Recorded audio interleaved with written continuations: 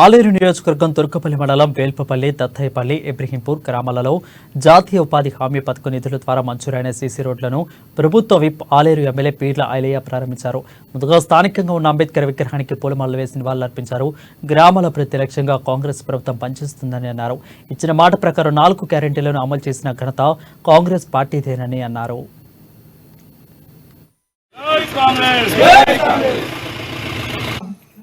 ఈ ప్రాంతం అభివృద్ధి కావాలని చెప్పి ఆదేశాలు ఏదైతే ఏ నమ్మకంతో ఓట్లేసి గెలిపించారో నిజంగా ఈ దత్తాపేటలో పార్టీలకు అతీతంగా కూడా మా బిడ్డోస్ అభివృద్ధి అని చెప్పి నమ్మి మంచి మేధావిత్వంగా ఈ గ్రామాన్ని ఎలక్షన్ ముందు చెప్పిన దత్తాపేట తీసుకుంటామని చెప్పి ఈ రోజు కూడా అదే మాట మీద అన్ని గ్రామాలకు 5 లక్షలు పెడితే మీకు 10 లక్షలు పెట్టాం.